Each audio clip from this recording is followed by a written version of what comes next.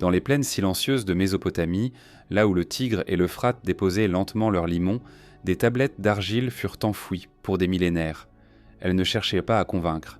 Elles consignaient des listes, des règnes, des mesures du ciel et du temps. Mais entre ces lignes sèches, une autre présence demeure. Les textes sumériens parlent d'arrivées, d'ordres venus d'ailleurs, de savoirs transmis sans explication.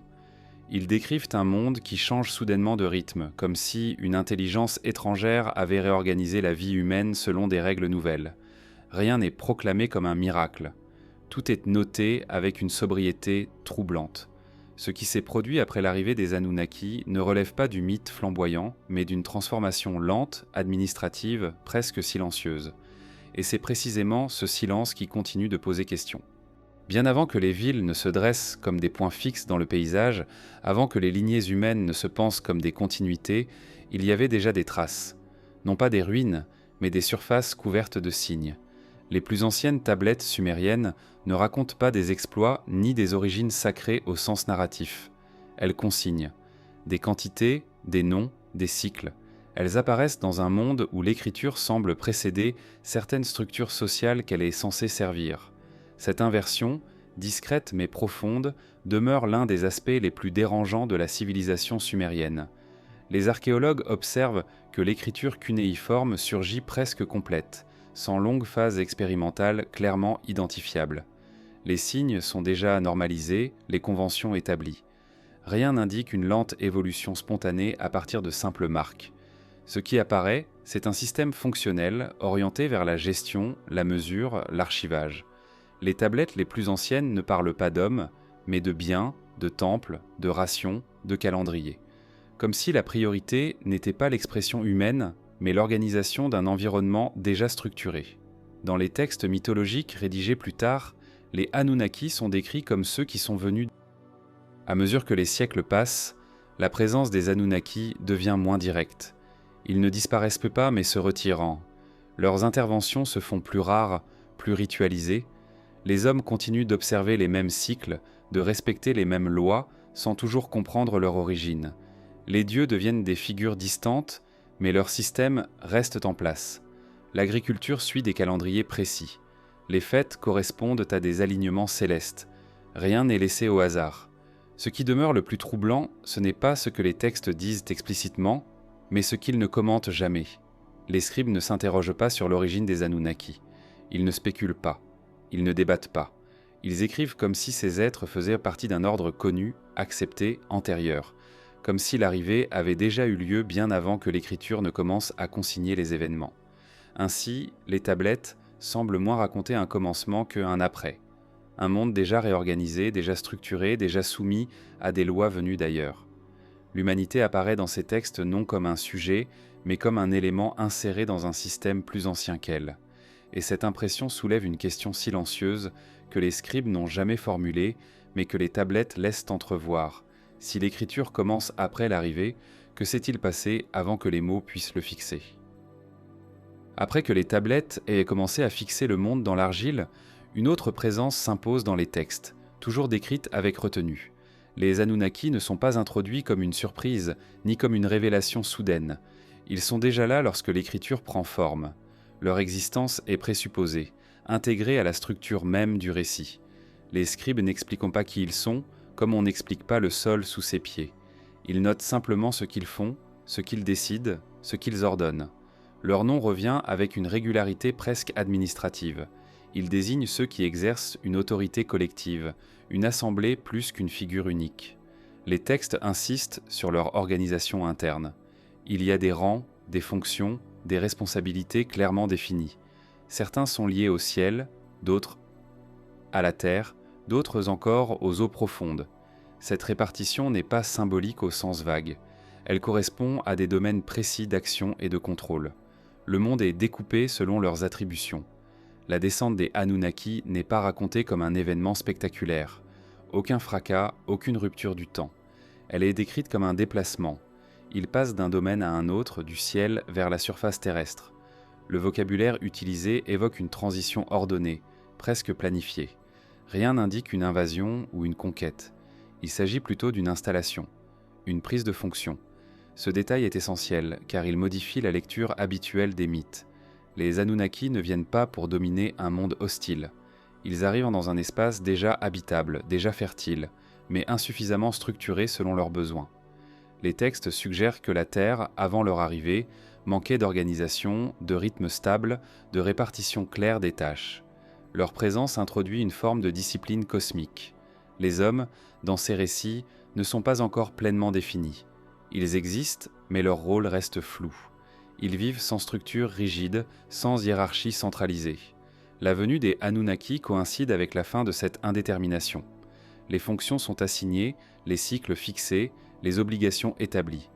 L'humanité commence à être observée, mesurée, intégrée dans un système qui la dépasse. Les textes ne décrivent pas les Anunnaki comme omniscients. Ils débattent entre eux, ils se plaignent, ils se fatiguent. Cette humanité partielle leur confère une crédibilité particulière. Ils ne sont pas des abstractions parfaites, mais des entités confrontées à des contraintes. Leur pouvoir est réel, mais limité par des nécessités matérielles. Ils doivent extraire, construire, maintenir. Le monde n'est pas un décor, mais une charge. C'est dans ce contexte que surgit l'idée du travail comme fardeau divin. Les Anunnaki sont responsables de l'entretien de la Terre, mais cette tâche devient lourde. Les textes évoquent des périodes de tension, de lassitude. Le langage est sobre, mais explicite. Le travail pèse. Il y a un déséquilibre. Ce moment de crise interne précède directement l'intervention la plus décisive de leur histoire commune avec l'humanité. La création ou la modification de l'homme n'est pas présentée comme un geste de générosité. Elle est la réponse à un problème logistique. Les Anunnaki cherchent à alléger leur charge. Ils conçoivent un être capable de travailler à leur place, de maintenir les champs, de nourrir les temples, d'assurer la continuité du système. L'homme devient une extension fonctionnelle de leur présence. Ce qui frappe dans ces récits, c'est la précision des gestes, la matière utilisée, les étapes de la conception, les entités impliquées. Rien n'est laissé dans le flou mystique. Même l'élément divin introduit dans l'homme est décrit comme une substance identifiable, liée à un sacrifice précis. L'humanité porte en elle une part de cette origine, mais elle n'en hérite pas du statut. Elle reçoit la capacité, pas l'autorité. À partir de ce moment, les Anunnaki se repositionnent. Ils ne disparaissent pas, mais ils se retirent progressivement des tâches physiques. Leur rôle devient plus stratégique, plus distant. Ils observent, corrigent, sanctionnent. Les temples deviennent leur point d'ancrage. Les rituels assurent la communication. Les offrandes maintiennent l'équilibre. Le système fonctionne tant que les règles sont respectées. Les textes montrent que cette relation n'est pas égalitaire. Les Anunnaki exigent une obéissance stricte. Les transgressions sont punies, parfois de manière collective. Les récits de déluge, de destruction, de réinitialisation ne sont pas racontés comme des colères, mais comme des corrections. Lorsque l'ordre était menacé, il est rétabli. La compassion n'est jamais évoquée comme un moteur de décision. Pourtant, les Anunnaki ne sont pas absents de toute forme de prudence. Certains textes laissent entendre des désaccords internes. Tous ne partagent pas les mêmes méthodes. Il y a des débats sur la sévérité des sanctions, sur la place accordée aux hommes. Ces tensions internes renforcent l'idée d'une assemblée gouvernante plutôt que d'une volonté unique. Le pouvoir est collectif, mais jamais parfaitement aligné. Avec le temps, la distance entre les Anunnaki et les hommes s'accroît. Les interventions directes se raréfient. Les lois, une fois établies, continuent d'agir sans eux. Les calendriers agricoles, les cycles rituels, les règles de succession sont maintenus par les humains eux-mêmes. Les dieux deviennent des références plus que des présences. Mais leur origine céleste continue de structurer l'imaginaire. Les scribes, en consignant ces récits, ne cherchent pas à interpréter cette distance. Ils ne disent pas pourquoi les Anunnaki se retirent. Ils notent simplement que le monde fonctionne désormais selon un ordre hérité. Les dieux sont toujours invoqués, mais rarement vus. Leur silence devient une donnée normale du paysage mental.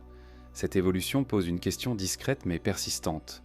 Si les Anunnaki sont descendus pour organiser la Terre, et s'ils se sont ensuite éloignés, à quel moment précis leur présence a-t-elle cessé d'être nécessaire ? Les textes ne donnent pas de date, ni de récit final. Ils laissent seulement entrevoir une transition, lente et incomplète, où les hommes héritent d'un système dont ils ne sont pas les concepteurs, mais les gardiens involontaires. Et cette continuité, sans origine claire, ouvre naturellement vers une autre interrogation, celle de la structure même de cette hiérarchie venue d'ailleurs. Lorsque les textes sumériens évoquent l'ordre établi par les Anunnaki, ils le font avec une précision qui dépasse le simple symbolisme religieux. Il ne s'agit pas seulement de dieux plus puissants que les hommes, mais d'une structure hiérarchique détaillée, stable et appliquée à tous les niveaux du monde connu. Cette hiérarchie ne semble pas improvisée. Elle est décrite comme préexistante, importée avec eux, puis superposée au monde terrestre. Les Anunnaki ne forment pas un groupe uniforme. Les tablettes distinguent clairement les rôles. Certains décident, d'autres exécutent, d'autres encore surveillent. Il existe une répartition des domaines qui rappelle davantage une administration qu'un panthéon mythologique. Le ciel, la terre, les eaux souterraines, le temps, la fertilité, la royauté, chaque champ relève d'une autorité précise. Rien n'est laissé à une gestion diffuse. Chaque fonction a son responsable. Cette organisation verticale ne se limite pas aux dieux eux-mêmes. Elle se prolonge vers les humains comme un système en cascade. Les rois reçoivent leur pouvoir d'en haut. Les prêtres interprètent les signes. Les scribes consignent les décisions. Les travailleurs exécutent. Chacun occupe une place définie, non par ses compétences individuelles, mais par sa position dans l'ordre global. L'idée même de mobilité sociale est absente des textes les plus anciens. Le monde est pensé comme un ensemble de rôles fixes. Ce qui distingue cette hiérarchie de simple construction humaine, c'est la manière dont elle est justifiée. Elle n'est jamais présentée comme une invention. Les scribes n'expliquent pas pourquoi les Anunnaki commandent. Ils partent du principe que leur autorité va de soi. Cette évidence implicite suggère que la hiérarchie n'est pas née sur Terre, mais qu'elle a été apportée, déjà complète, déjà acceptée par ceux qui l'ont transmise. Les récits indiquent que même entre les Anunnaki, l'égalité n'existe pas. Certains siègent dans des assemblées décisionnelles, d'autres sont assignés à des tâches spécifiques. Les débats mentionnés dans les mythes ne sont pas anarchiques. Ils suivent des règles. Les décisions sont votées, discutées, parfois contestées, mais toujours dans un cadre institutionnel. Le pouvoir n'est pas arbitraire, il est procédural. Cette dimension procédurale est essentielle pour comprendre l'impact des Anunnaki sur les sociétés humaines. Les premières lois sumériennes ne cherchent pas à définir le bien ou le mal de manière abstraite. Elles établissent des correspondances, des compensations, des équilibres. Une faute appelle une réparation mesurée. Une transgression entraîne une conséquence précise. Cette logique reflète un système conçu pour fonctionner, pas pour inspirer. Les temples jouent un rôle central dans cette hiérarchie étendue. Ils ne sont pas seulement des lieux de prière, mais des points de convergence entre les niveaux de l'ordre. On y reçoit les offrandes, on y observe le ciel, on y interprète les présages. Le temple est un centre de calcul autant qu'un espace sacré. Il relie la décision divine à l'action humaine. Sa position dans la ville n'est jamais marginale. Il occupe le centre géographique et symbolique. Les prêtres qui y officient ne sont pas des mystiques isolés. Ils sont formés, sélectionnés, intégrés dans une chaîne de transmission stricte. Leur savoir n'est pas personnel. Il est hérité, répété, conservé. Ils apprennent à lire les signes, à suivre les calendriers, à respecter les protocoles. Toute déviation est perçue comme un risque pour l'équilibre général. Le savoir, ici, n'est pas un outil d'émancipation, mais de stabilité. La hiérarchie se manifeste également dans la manière dont le temps est conçu. Certains Anunnaki sont liés au cycle long, d'autres au rythme quotidien. Les fêtes, les périodes de travail, les temps de repos sont alignés sur ces cycles. Le calendrier n'est pas un simple outil pratique. Il est l'expression d'un ordre cosmique que les hommes doivent suivre. Ignorer le temps sacré, c'est perturber l'équilibre. Les listes royales sumériennes illustrent parfaitement cette logique. Elles ne cherchent pas à glorifier les rois par leurs exploits. Elles les énumèrent, les situent dans une continuité descendante. Chaque règne est une étape dans une chaîne plus vaste. Les premiers rois sont décrits comme régnant pendant des durées qui échappent à toute mesure humaine ordinaire. Ces durées ne sont pas expliquées ni justifiées. Elles signalent simplement une proximité plus grande avec l'ordre d'origine. À mesure que les règnes se raccourcissent, la distance avec les Anunnaki semble augmenter. La hiérarchie reste en place, mais son sommet devient moins accessible. Les rois continuent de gouverner au nom des dieux, mais sans contact direct. Les décisions sont prises en s'appuyant sur des traditions, des présages, des textes anciens. L'autorité divine se fait plus abstraite, mais elle demeure incontestée. Cette abstraction progressive renforce paradoxalement la rigidité du système. Lorsque l'origine n'est plus visible, elle devient intangible. Les règles héritées ne peuvent plus être discutées car leur justification a disparu dans le passé. Les hommes obéissent à un ordre dont ils ne comprennent plus la genèse, mais dont ils ressentent la nécessité. La hiérarchie devient une condition de survie sociale. Les mythes sumériens ne présentent jamais une remise en cause frontale de cet ordre. Même les récits de conflits entre dieux ne remettent pas en question la structure elle-même. Les acteurs changent parfois, les décisions varient, mais le cadre reste. Cette permanence suggère que la hiérarchie est perçue comme une donnée fondamentale de l'existence, au même titre que la terre ou le ciel. Il est frappant de constater que cette vision du monde laisse peu de place à l'individu. L'identité personnelle est secondaire. Ce qui compte, c'est la fonction. Le scribe est scribe, le roi est roi, le travailleur travaille. Cette logique traverse tous les niveaux de la société. Elle reflète un monde conçu comme un mécanisme, où chaque élément doit rester à sa place pour que l'ensemble fonctionne. Les Anunnaki, dans cette perspective, apparaissent moins comme des figures mythologiques que comme les garants d'un système. Leur hiérarchie n'est pas fondée sur la force brute, mais sur la capacité à organiser, à prévoir, à maintenir. Ils ne dominent pas par la peur immédiate, mais par la structuration du réel. Leur pouvoir est inscrit dans les règles mêmes du monde. Cette structuration pose une question silencieuse mais persistante. Si la hiérarchie est venue d'ailleurs, si elle a été importée sur la Terre puis transmise aux hommes, alors quelle était sa fonction première avant d'être appliquée à l'humanité? Était-elle conçue pour gérer un autre environnement, un autre type de société, un autre monde? Les textes ne répondent pas. Ils se contentent de montrer ses effets. Et ces effets conduisent naturellement à examiner comment cette hiérarchie a transformé la surface même du monde en divisant l'espace, les tâches et les responsabilités. Lorsque la hiérarchie s'installe, elle ne reste pas abstraite. Elle imprime sa logique sur l'espace lui-même. Les textes sumériens décrivent un monde qui, après l'arrivée des Anunnaki, cesse d'être continu pour devenir compartimenté. Le ciel, la terre et les eaux ne sont plus seulement des réalités naturelles. Ils deviennent des domaines distincts, attribués, surveillés, administrés. Cette division n'est pas progressive. Elle apparaît comme un état déjà établi au moment où les scribes commencent à écrire. Le ciel n'est plus simplement l'endroit où se déplacent les astres. Il devient un territoire réglementé, structuré par des signes, des cycles et des autorités spécifiques. Chaque mouvement céleste est interprété comme porteur d'une intention ou d'une information. Les étoiles ne sont pas observées pour leur beauté, mais pour leur régularité. Leur répétition devient une forme de langage. Ce langage n'est pas inventé par les hommes. Il leur est transmis, appris, répété. La Terre, quant à elle, cesse d'être un espace libre. Elle est divisée en zones cultivables, en cités, en territoires placés sous la protection de divinités particulières. Chaque ville est liée à un Anunnaki précis, comme si l'espace urbain était une extension de leur domaine. Cette association n'est pas symbolique. Elle détermine les lois locales, les fêtes, les obligations rituelles. Changer de ville, c'est changer de cadre cosmique. Les eaux, surtout celles qui ne sont pas visibles, occupent une place particulière. Les textes évoquent des profondeurs gouvernées par des entités spécifiques, associées à la sagesse, à la mémoire, mais aussi au danger. Ces eaux ne sont pas seulement physiques, elles représentent un réservoir de potentialités et de menaces. Leur contrôle est essentiel pour maintenir l'équilibre du monde divisé. Les crues, les sécheresses, les débordements sont interprétés comme des signes de désajustement. Cette segmentation du monde ne se limite pas aux grands éléments. Elle descend jusqu'aux activités humaines.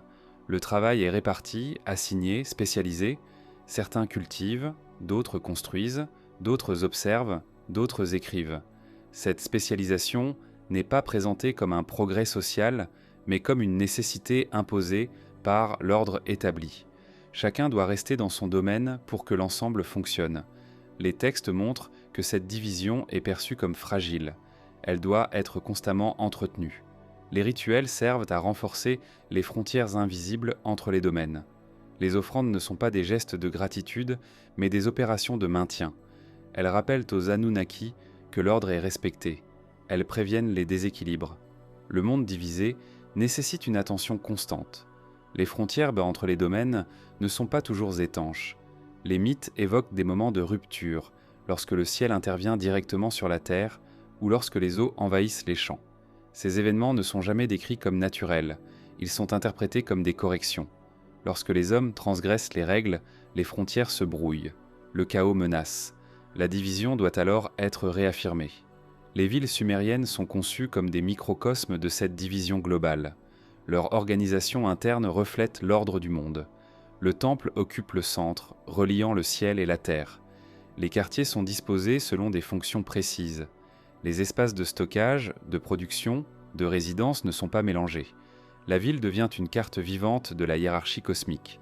Cette structuration spatiale influence profondément la manière dont les hommes se perçoivent. L'identité n'est plus seulement liée à la famille ou au clan, mais au lieu occupé dans l'espace divisé. Être scribe, c'est appartenir à un espace du savoir. Être cultivateur, c'est être lié à la terre et à ses cycles. Chaque rôle correspond à une zone, à un rythme, à une série d'obligations. Les textes ne décrivent jamais un retour à un monde non divisé. La segmentation est présentée comme irréversible. Même les catastrophes ne ramènent pas à un état antérieur. Elles servent à réinitialiser l'ordre, pas à l'abolir. Après le déluge, les villes sont reconstruites, les rôles réassignés, les frontières rétablies. Le monde reste compartimenté. Cette permanence suggère que la division du monde n'est pas une adaptation humaine, mais une condition imposée. Les Anunnaki ne se contentent pas d'occuper le monde. Ils le redessinent selon leurs besoins. Les hommes héritent de cette carte sans en connaître les critères initiaux. Ils apprennent à vivre dans un espace déjà découpé, déjà codifié. Il est frappant de constater que les textes ne cherchent jamais à expliquer pourquoi le monde doit être ainsi divisé. La division est un fait, pas un débat. Les scribes n'en discutent pas la légitimité chaud, ils en décrivent les effets. Cette absence de justification renforce l'impression que l'ordre spatial est perçu comme naturel, alors même qu'il est manifestement artificiel. La division touche également le temps. Les jours, les mois, les saisons sont compartimentés, assignés à des fonctions spécifiques. Certains moments sont propices à l'action, d'autres interdits. Le temps devient un espace invisible, découpé selon les mêmes principes que la Terre. Traverser une période sans respecter ces règles revient à franchir une frontière. Cette conception du monde impose une vigilance constante. Les hommes doivent observer, mesurer, interpréter. Le moindre signe peut indiquer un déséquilibre. Une éclipse, une crue inhabituelle, une maladie collective sont lus comme des messages. Le monde divisé parle, mais dans un langage indirect. Les prêtres et les scribes sont chargés de traduire ces signaux. À mesure que cette division s'installe, les Anunnaki deviennent moins visibles, mais leur empreinte demeure partout. Elle est inscrite dans la manière dont l'espace est utilisé, dont le temps est vécu, dont le travail est organisé. Le monde fonctionne comme un système hérité, dont les règles ne sont plus questionnées, mais scrupuleusement appliquées. Cette organisation rigide prépare une transformation plus profonde encore. Car une fois le monde divisé et stabilisé, une nouvelle question émerge, discrète mais inévitable. Si chaque domaine est assigné, si chaque tâche est répartie, alors qui porte réellement le poids de cet ordre? Les textes laissent entrevoir que, progressivement, ce fardeau se déplace. Les dieux se retirent du travail direct. Les hommes, eux, commencent à porter la charge quotidienne de maintenir un monde qui n'a pas été conçu pour eux. Dans les textes sumériens, il existe un souvenir discret mais persistant d'un temps où les dieux eux-mêmes étaient engagés dans le travail. Cette idée, souvent négligée, traverse pourtant plusieurs récits fondamentaux. Les Anunnaki ne sont pas d'emblée présentés comme des figures détachées, régnant à distance. Ils apparaissent d'abord comme des acteurs directs, impliqués physiquement dans l'entretien du monde qu'ils ont structuré. Le travail n'est pas une punition humaine à l'origine. Il est une nécessité partagée. Les tablettes évoquent des tâches lourdes, répétitives, liées à l'extraction, à la préparation de la terre, à la stabilisation de l'environnement. Le langage reste sobre, presque administratif.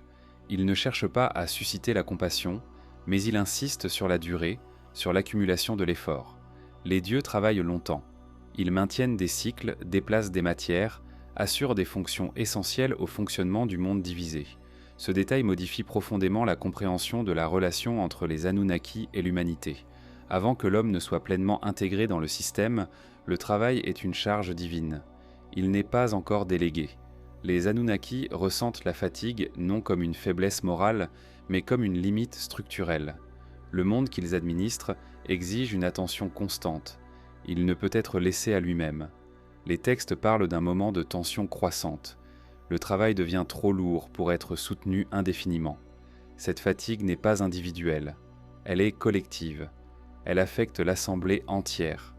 Les dieux se plaignent, non de l'existence du travail, mais de son déséquilibre. L'effort requis dépasse ce qui avait été anticipé.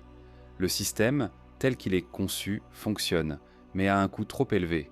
Ce moment est crucial car il révèle une caractéristique essentielle des Anunnaki. Ils ne sont pas tout-puissants au sens absolu. Ils sont soumis à des contraintes. Le monde qu'ils ont ordonné leur impose des obligations. Ils doivent répondre à ces exigences matérielles. Leur autorité ne les libère pas de l'effort, elle les engage. C'est dans ce contexte que l'humanité prend une nouvelle dimension. Les hommes existent déjà, mais leur rôle est encore marginal. Ils vivent en périphérie du système divin. Leur potentiel n'est pas encore pleinement exploité. Les Anunnaki observent cette main-d'œuvre possible non comme une population à élever, mais comme une ressource à organiser.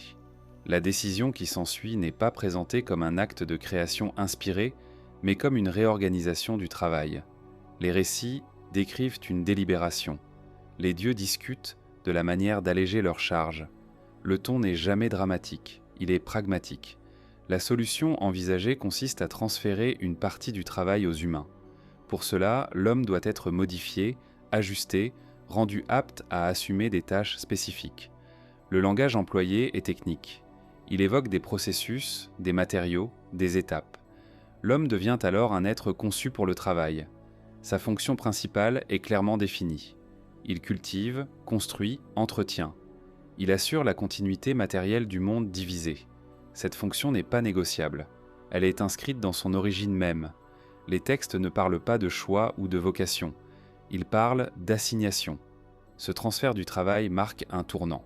Les Anunnaki cessent progressivement d'intervenir directement dans les tâches physiques. Ils se repositionnent comme superviseurs. Leur rôle devient celui de gestionnaire, de garant de l'ordre.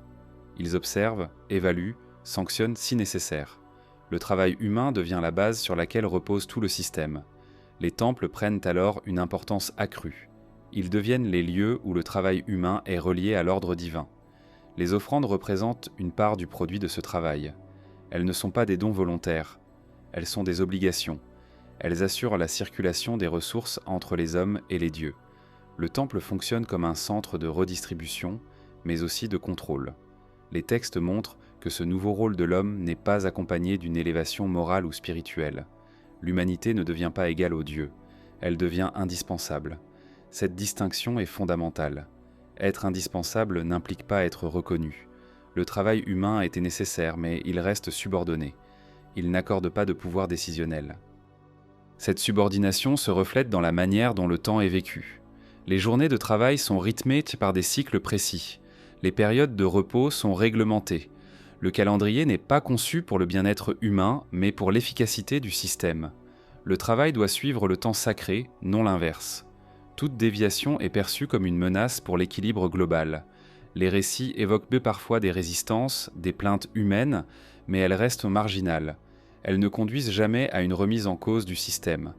Les Anunnaki n'ajustent pas l'ordre pour répondre aux souffrances humaines. Ils corrigent les écarts pour préserver la stabilité. La logique est constante. Le monde doit fonctionner. À mesure que les générations humaines se succèdent, le souvenir du temps où les dieux travaillaient s'estompe. Les hommes naissent dans un monde où le travail est leur condition naturelle. Ils n'ont pas connu l'époque où cette charge était divine. Les textes, en conservant ce souvenir, témoignent d'une transition oubliée. Ils rappellent que le travail n'a pas toujours été humain. Cette mémoire ancienne confère au récit une tonalité particulière. Le travail n'est pas sacralisé. Il est décrit comme une contrainte nécessaire, un élément structurel du monde divisé. Il n'est ni glorifié ni condamné. Il est simplement là. Cette neutralité est troublante. Elle suggère une vision du monde où la valeur ne réside pas dans l'effort, mais dans la conformité à l'ordre établi. Les Anunnaki, désormais dégagés du travail direct, deviennent plus distants. Leur présence se fait sentir à travers des signes, des lois, des rituels. Leur fatigue initiale disparaît des récits. Elle est remplacée par une vigilance permanente. Ils surveillent l'exécution du travail humain, non par compassion, mais par nécessité systémique. Cette évolution soulève une question silencieuse. Si le travail a été transféré pour soulager les dieux, que s'est-il passé lorsque les hommes ont commencé à porter seuls ce fardeau génération après génération ? Les textes n'en disent rien explicitement, mais ils laissent entrevoir une transformation plus profonde encore, celle de la création elle-même, désormais pensée non comme un acte unique, mais comme une adaptation continue aux besoins d'un système venu d'ailleurs. Cette subordination se reflète dans la manière dont le temps est vécu. Les journées de travail sont rythmées par des cycles précis. Les périodes de repos sont réglementées. Le calendrier n'est pas conçu pour le bien-être humain, mais pour l'efficacité du système. Le travail doit suivre le temps sacré, non l'inverse. Toute déviation est perçue comme une menace pour l'équilibre global. Les récits évoquent parfois des résistances, des plaintes humaines, mais elles restent marginales. Elles ne conduisent jamais à une remise en cause du système. Les Anunnaki n'ajustent pas l'ordre pour répondre aux souffrances humaines. Ils corrigent les écarts pour préserver la stabilité. La logique est constante. Le monde doit fonctionner. À mesure que les générations humaines se succèdent, le souvenir du temps où les dieux travaillaient s'estompe. Les hommes naissent dans un monde où le travail est leur condition naturelle. Ils n'ont pas connu l'époque où cette charge était divine. Les textes, en conservant ce souvenir, témoignent d'une transition oubliée. Ils rappellent que le travail n'a pas toujours été humain. Cette mémoire ancienne confère au récit une tonalité particulière. Le travail n'est pas sacralisé. Il est décrit comme une contrainte nécessaire, un élément structurel du monde divisé. Il n'est ni glorifié ni condamné. Il est simplement là. Cette neutralité est troublante. Elle suggère une vision du monde où la valeur ne réside pas dans l'effort, mais dans la conformité à l'ordre établi. Les Anunnaki, désormais dégagés du travail direct, deviennent plus distants. Leur présence se fait sentir à travers des signes, des lois, des rituels. Leur fatigue initiale disparaît des récits. Elle est remplacée par une vigilance permanente. Ils surveillent l'exécution du travail humain, non par compassion, mais par nécessité systémique. Cette évolution soulève une question silencieuse. Si le travail a été transféré pour soulager les dieux, que s'est-il passé lorsque les hommes ont commencé à porter seuls ce fardeau, génération après génération ? Les textes n'en disent rien explicitement, mais ils laissent entrevoir une transformation plus profonde encore, celle de la création elle-même, désormais pensée non comme un acte unique, mais comme une adaptation continue aux besoins d'un système venu d'ailleurs. La création comme nécessité fonctionnelle. Après le transfert du travail, les textes sumériens changent subtilement de tonalité. La création de l'homme n'est plus évoquée comme un événement exceptionnel, mais comme un ajustement inscrit dans une logique plus vaste. Ce glissement est discret, presque imperceptible, mais il transforme profondément la manière dont l'existence humaine est pensée. L'homme n'est pas créé pour être admiré ni pour contempler les dieux. Il est conçu pour répondre à une contrainte précise, à un besoin clairement identifié. Les récits insistent sur la méthode plutôt que sur l'intention. La création n'est pas décrite comme un geste spontané, mais comme une opération encadrée, impliquant des règles, des matériaux, des étapes définies. Les Anunnaki ne cherchent pas l'innovation. Ils cherchent l'efficacité. L'homme doit être suffisamment robuste pour travailler, suffisamment conscient pour obéir et suffisamment limité pour ne pas perturber l'ordre établi. Cette combinaison n'a rien d'aléatoire. Le langage utilisé dans les tablettes est révélateur. Il ne célèbre pas l'émergence de la vie humaine. Il décrit une fabrication. Les termes employés évoquent le façonnage, l'assemblage, l'intégration. L'homme est pensé comme une composante d'un système plus large, au même titre que les champs, les canaux ou les temples. Sa valeur réside dans sa capacité à s'insérer sans friction dans un ordre déjà en place. Cette approche fonctionnelle explique l'absence de réflexion morale autour de la création. Les textes ne se demandent pas si l'homme doit être créé. Ils partent du principe que la nécessité justifie l'acte. La question n'est jamais éthique, elle est opérationnelle. Comment alléger la charge des dieux tout en maintenant l'équilibre du monde divisé? La création devient une réponse technique à un problème structurel. Les récits évoquent une matière humaine préexistante, insuffisante dans sa forme initiale. L'homme primitif est décrit comme incapable d'assumer les tâches requises. Il manque de discipline, de constance, de compréhension des cycles. La création n'est donc pas une apparition ex nihilo, mais une transformation. L'humanité est ajustée, améliorée, rendue apte à servir une fonction précise. Ce processus implique l'introduction d'un élément divin, non pas pour élever l'homme au rang des dieux, mais pour le rendre compatible avec leurs exigences. Cette part divine n'est pas décrite comme une âme au sens spirituel. Elle est présentée comme une essence active, un principe d'animation et de compréhension. Elle permet à l'homme de percevoir l'ordre, de suivre les règles, de participer au système sans en maîtriser les fondements. Cette limitation est essentielle. L'homme reçoit juste assez pour fonctionner, jamais assez pour gouverner. Les textes soulignent implicitement cette frontière. L'humanité peut comprendre les instructions, mais pas les raisons ultimes. Elle peut observer les cycles, mais pas les définir. Elle peut transmettre le savoir, mais pas le modifier. La création est calibrée pour maintenir cette asymétrie. Les conséquences de cette conception se manifestent rapidement dans l'organisation sociale. Les hommes sont répartis selon leurs fonctions, dès leur intégration dans le système. Le travail n'est pas une activité choisie, mais une condition d'existence. Les enfants héritent des rôles de leurs parents. Les compétences sont transmises de manière contrôlée. La création fonctionnelle engendre une société fonctionnelle, où chaque individu est avant tout une réponse à un besoin. Les textes montrent que cette logique ne laisse que peu de place à l'improvisation. L'innovation est rare, souvent suspecte. Ce qui fonctionne doit être reproduit à l'identique. Les scribes copient les tablettes anciennes sans chercher à les corriger. Les rituels suivent des formules fixes. Les outils évoluent lentement. Le système privilégie la stabilité à l'adaptation créative. Cette rigidité n'est pas perçue comme un défaut. Elle est au contraire valorisée. Un monde stable est un monde prévisible. Les Anunnaki n'ont pas besoin d'un monde qui change. Ils ont besoin d'un monde qui tient. La création humaine est donc pensée comme un élément stabilisateur, capable d'absorber les variations sans remettre en cause l'ordre global. Les récits sumériens n'évoquent jamais une création ratée. Il n'y a pas d'échec, pas de tentative abandonnée. Cela suggère que le modèle humain répond pleinement aux attentes initiales. Les hommes travaillent, les champs produisent, les temples sont entretenus, le système fonctionne. Cette réussite fonctionnelle rend inutile toute remise en question ultérieure. Pourtant, cette efficacité a un coût silencieux. L'homme conçu pour servir une fonction n'est pas encouragé à se penser comme une fin en soi.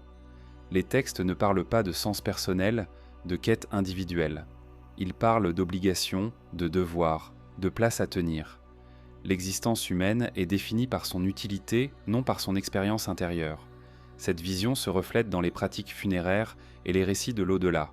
La mort n'est pas décrite comme une libération ou une récompense. Elle est une continuation atténuée de l'existence fonctionnelle. Les morts subsistent dans un état réduit, dépendant des offrandes des vivants. Même après la mort, l'homme reste intégré dans un système de circulation des ressources. Les Anunnaki, de leur côté, semblent satisfaits de cette configuration. Leur présence directe devient de plus en plus rare. Le monde fonctionne sans intervention constante. Les hommes ont intégré les règles, appris les gestes, reproduit les cycles. La création a atteint son objectif. Elle n'a plus besoin d'être ajustée. Cette satisfaction se traduit par un silence croissant. Les dieux parlent moins, apparaissent moins, interviennent rarement. Leur retrait n'est pas un abandon, mais une conséquence logique de la réussite du système. Un mécanisme bien conçu n'a pas besoin d'être constamment corrigé. Il doit simplement être entretenu. Les textes, en conservant le souvenir de la création comme nécessité fonctionnelle, témoignent d'un moment où l'existence humaine a été définie selon des critères extérieurs à elle-même. Ce souvenir n'est jamais remis en cause. Il est transmis comme une donnée fondamentale, un point de départ indiscutable. L'homme est ce qu'il est parce qu'il a été conçu ainsi. Cette conception soulève une interrogation discrète mais persistante. Si la création humaine répond à une nécessité fonctionnelle précise, alors que se passe-t-il lorsque cette nécessité évolue ou disparaît ? Les textes n'offrent pas de réponse directe. Ils se contentent de montrer un monde qui continue, fidèle à une origine qu'il ne questionne plus. Et dans cette continuité silencieuse, une autre dimension commence à émerger, celle du langage, non comme expression libre, mais comme outil offert, puis strictement encadré. Dans les textes sumériens, le langage n'apparaît jamais comme une invention humaine progressive. Il est déjà là lorsque l'homme est pleinement intégré dans le système. Les tablettes suggèrent que la parole structurée, et surtout l'écriture, sont des éléments transmis, non découverts. Cette transmission ne concerne pas seulement des mots, mais une manière de nommer le monde, de le découper, de le rendre mesurable et administrable.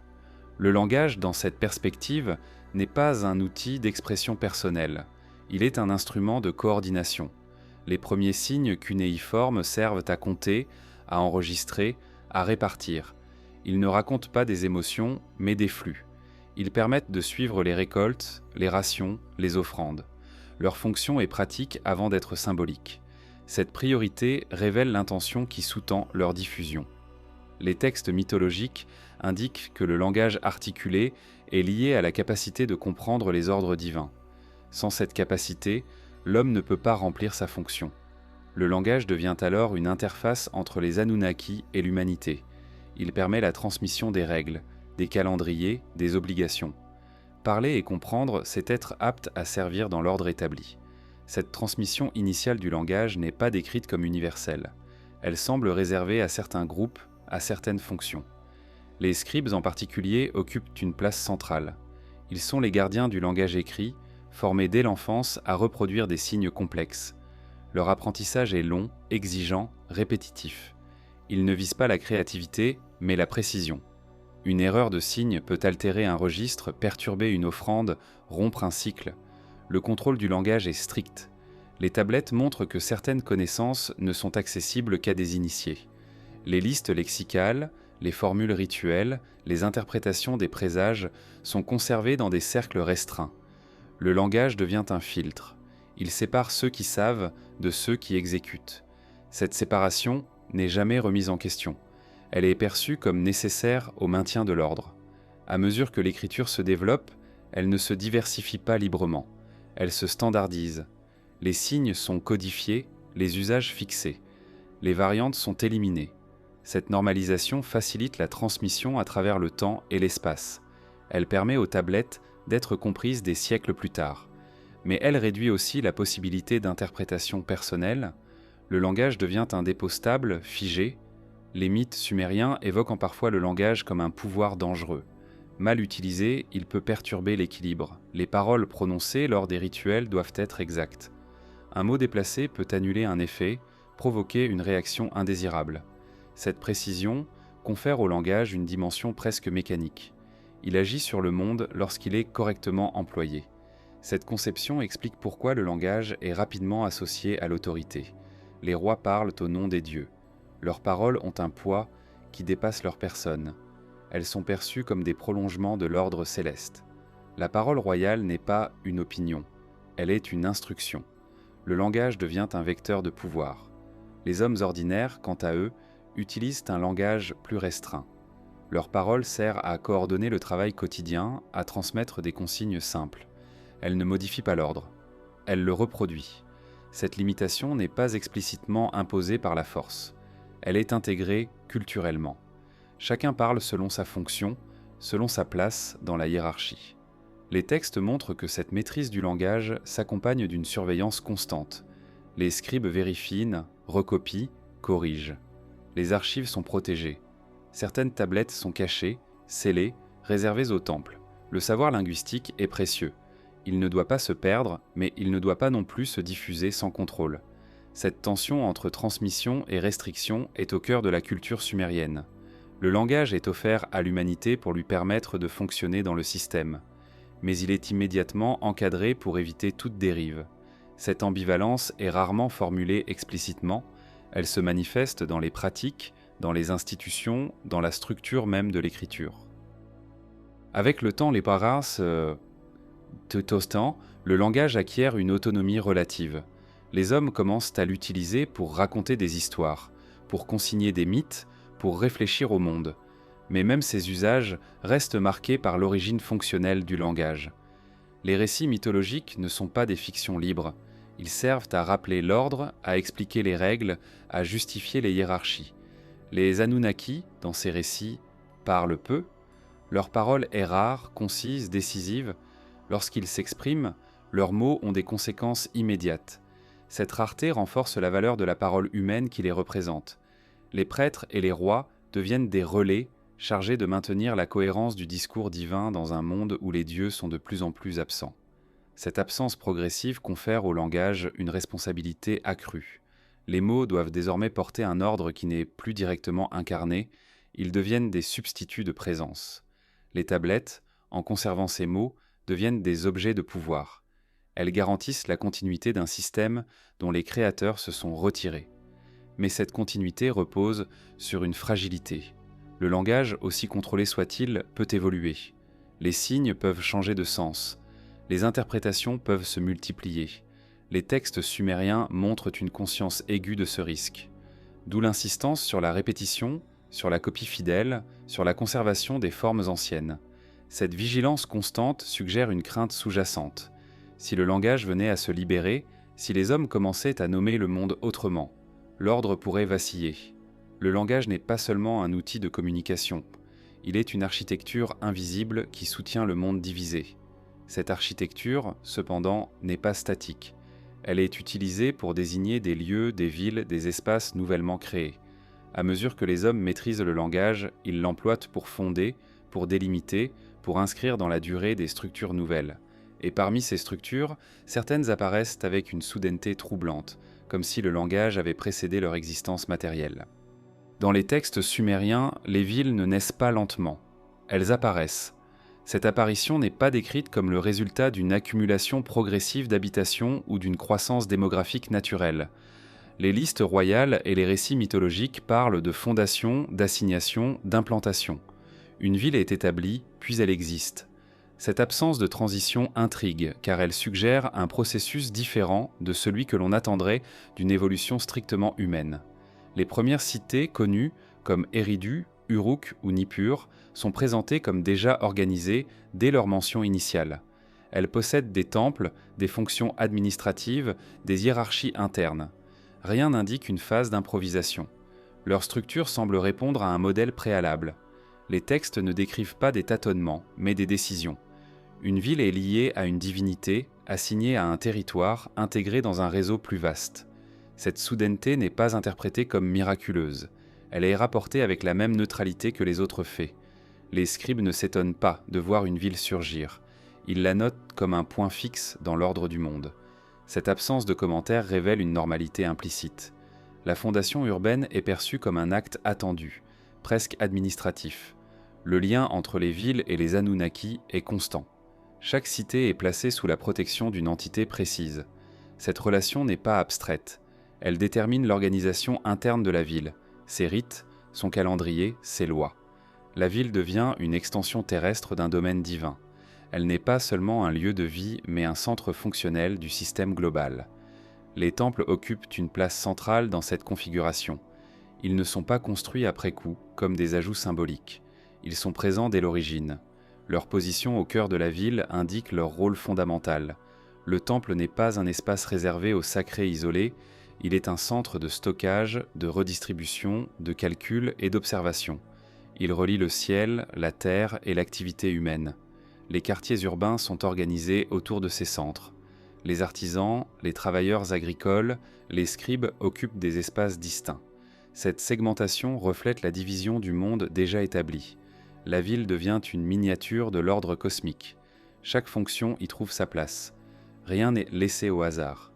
Même les rues semblent suivre une logique de circulation orientée vers les centres de pouvoir. Les textes montrent que les villes ne sont pas autonomes. Elles forment un réseau. Les échanges de biens, de savoirs et de personnes sont régulés. Les routes ne sont pas seulement des voies commerciales. Elles relient des centres administratifs, assurent la cohérence du système. La ville n'est pas un monde clos. Elle est un nœud dans une structure plus large. Cette organisation urbaine nécessite une coordination avancée. Les ressources doivent être acheminées, stockées, redistribuées. Les récoltes des campagnes environnantes alimentent les temples. Les offrandes soutiennent les rituels. Les scribes enregistrent chaque mouvement. Cette précision administrative suggère une planification préalable. Les villes semblent conçues pour fonctionner dès leur apparition, sans phase d'ajustement prolongée. Les récits mythologiques attribuent parfois la fondation des villes à des décisions divines directes. Une cité est donnée à un dieu, un autre est déplacé, un territoire est réassigné. Ces décisions ne sont pas négociées avec les hommes. Elles sont imposées. Les humains exécutent, construisent, entretiennent. La ville devient le lieu où le travail humain rencontre la planification divine. Il est frappant de constater que les textes ne parlent pas de villages devenant des villes. Ils parlent de villes existant parmi des espaces moins structurés. Cette coexistence suggère une rupture. La ville n'est pas l'aboutissement naturel de la vie rurale. Elle est une insertion, un point d'ordre dans un environnement plus diffus. Elle attire, organise, centralise. Cette centralisation transforme profondément la vie humaine. Les hommes ne vivent plus uniquement selon les cycles naturels, ils vivent selon les rythmes urbains. Les horaires de travail, Les distributions de rations, les fêtes sont décidées depuis les centres. La ville impose un temps commun, une discipline collective. Elle devient un outil de synchronisation sociale.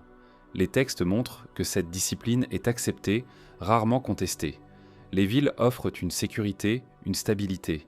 Elles garantissent l'accès aux ressources, à la protection divine. En échange, elles exigent une conformité stricte. Les règles urbaines sont nombreuses. Les infractions sont sanctionnées. La ville fonctionne comme un espace régulé où chaque geste a une place. À mesure que les siècles passent, les villes deviennent les lieux privilégiés de la mémoire. Les archives y sont conservées.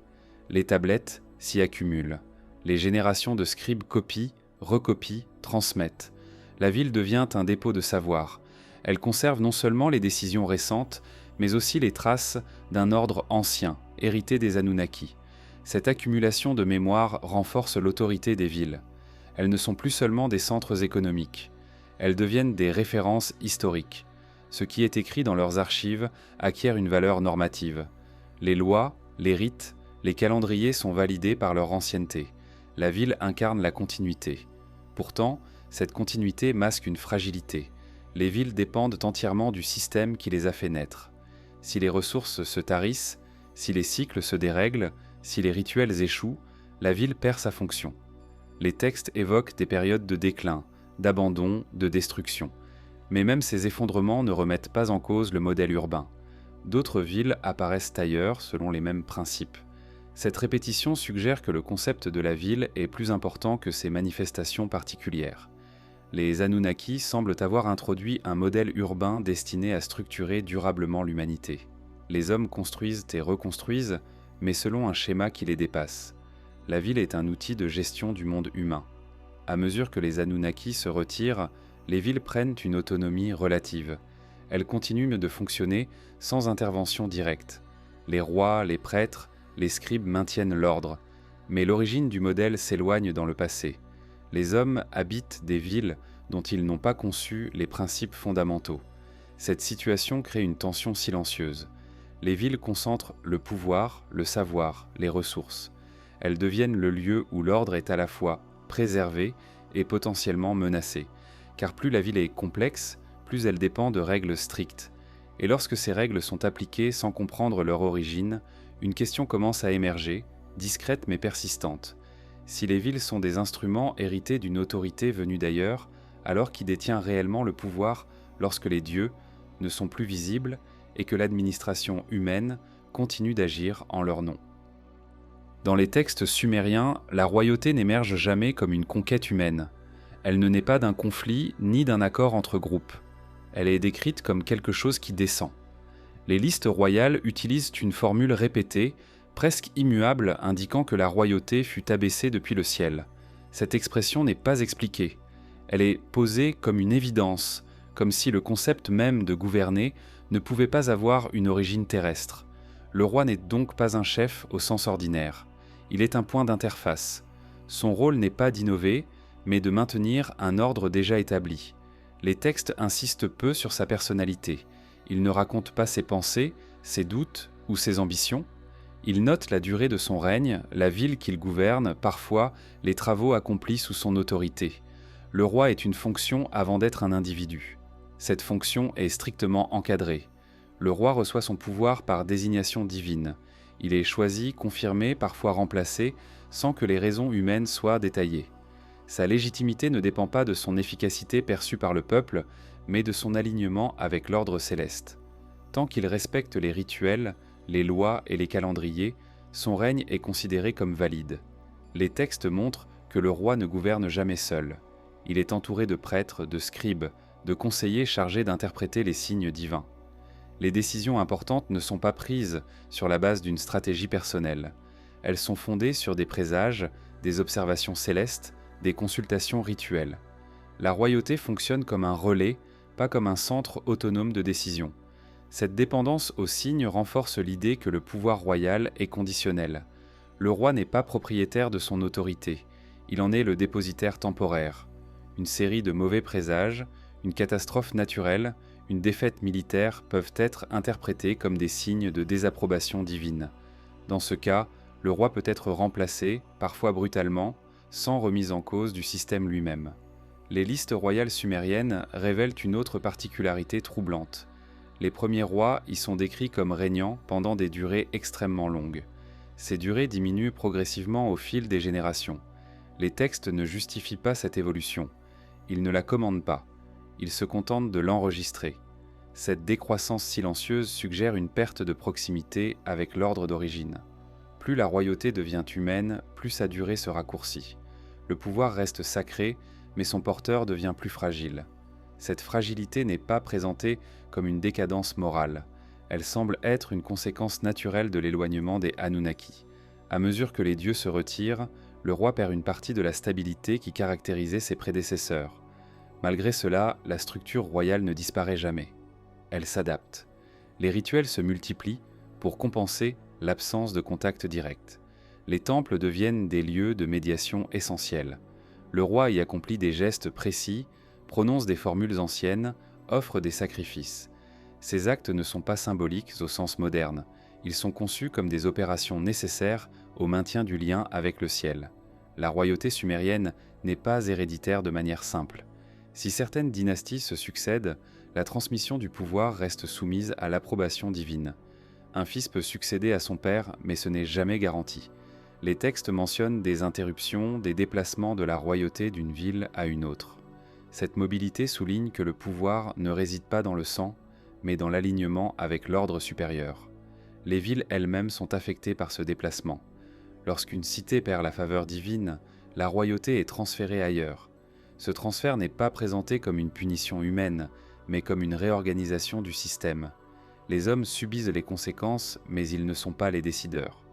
La royauté circule comme une fonction, indépendamment des populations. Cette conception a des effets profonds sur la manière dont le pouvoir est perçu. Il n'est pas contesté frontalement, car il ne se justifie pas par des arguments humains. Il est accepté comme une donnée cosmique. Résister au roi, ce n'est pas défier un homme, c'est perturber l'ordre du monde. Cette confusion entre autorité politique et stabilité cosmique rend toute opposition dangereuse. Les textes juridiques sumériens reflètent cette logique. Les lois ne sont pas présentées comme des créations humaines. Elles sont données, révélées, parfois attribuées directement aux dieux. Le roi est celui qui les promulgue, mais il n'en est pas l'auteur.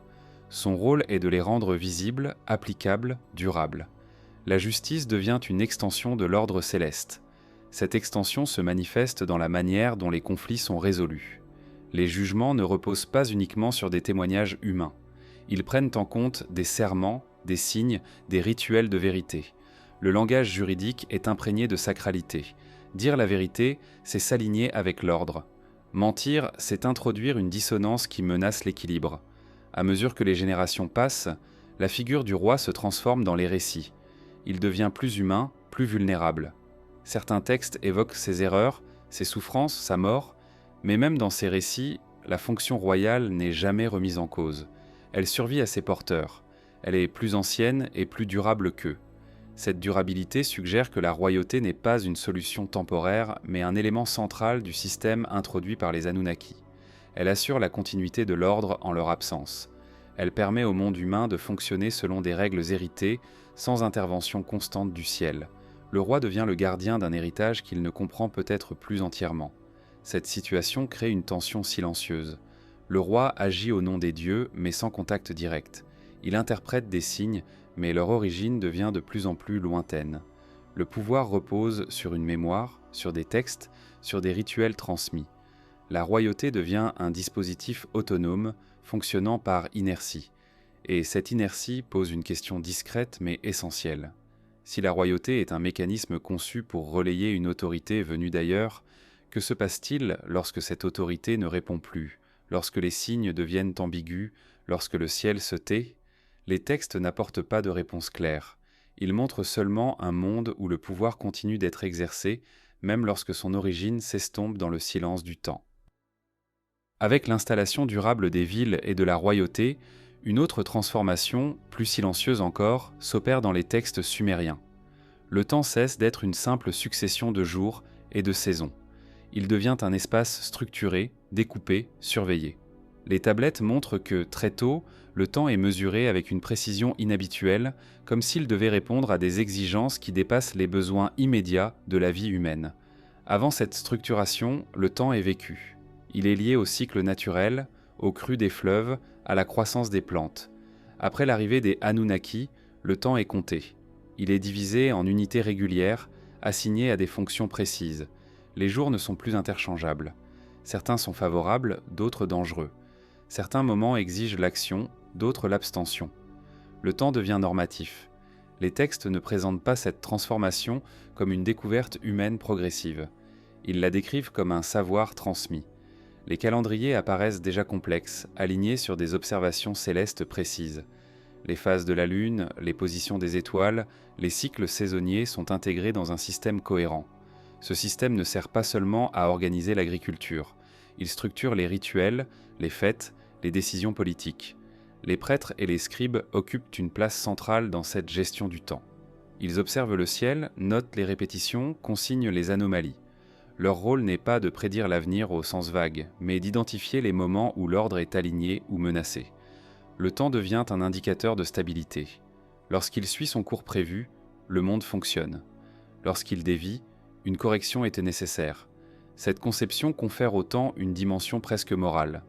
Un événement survenant au mauvais moment n'est pas seulement malheureux, il est suspect.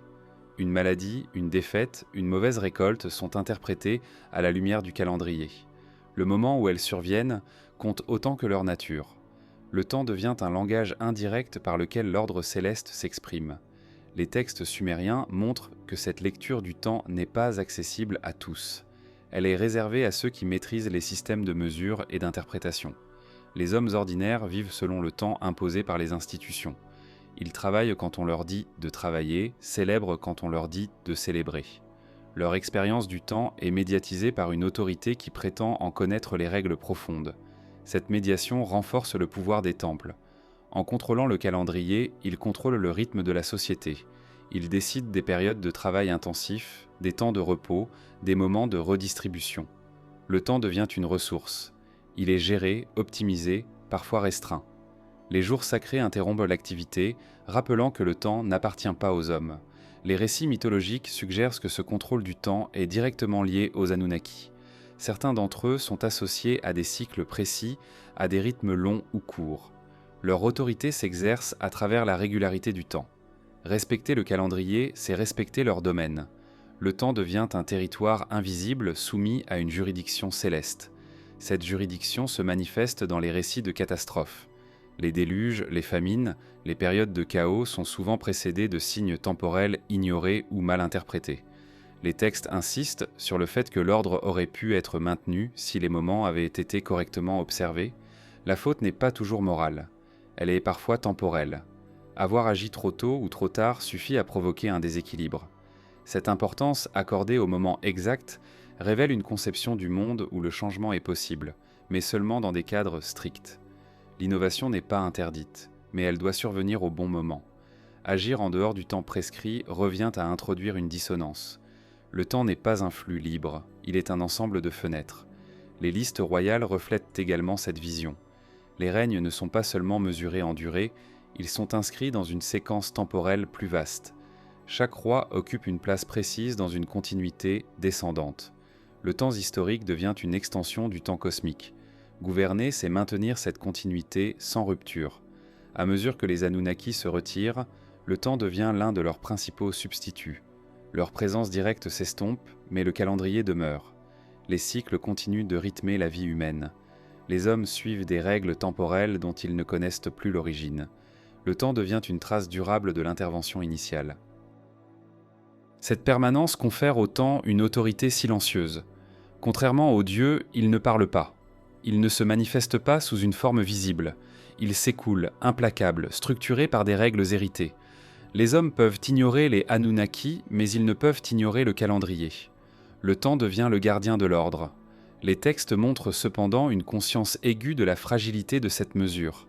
Les anomalies temporelles, les éclipses, les décalages sont observés avec inquiétude. Ils suggèrent que même le temps peut se dérégler. Lorsque cela se produit, des rituels spécifiques sont mis en œuvre pour restaurer l'alignement. Le temps n'est pas autonome. Il doit être entretenu.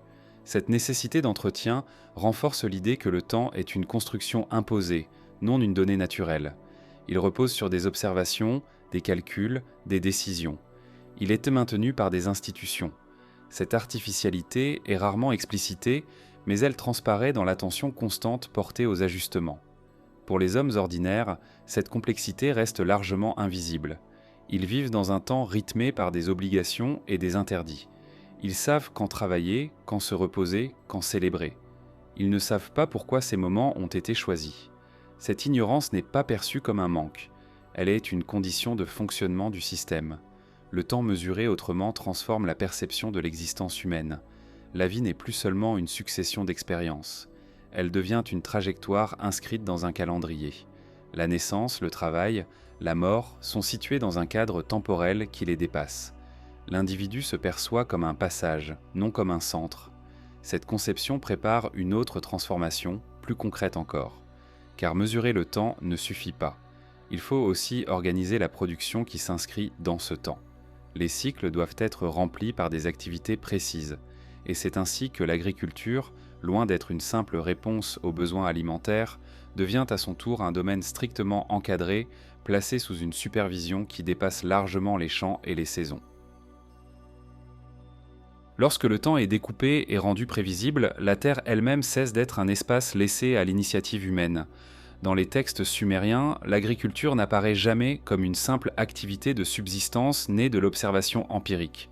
Elle est présentée comme une pratique encadrée, transmise, réglée selon des principes qui dépassent l'expérience individuelle des cultivateurs. Les champs deviennent des extensions directes de l'ordre instauré après l'arrivée des Anunnaki.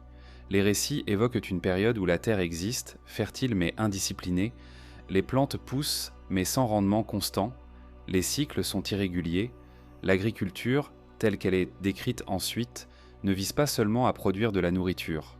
Elle vise à stabiliser la relation entre le sol, le temps et le travail humain.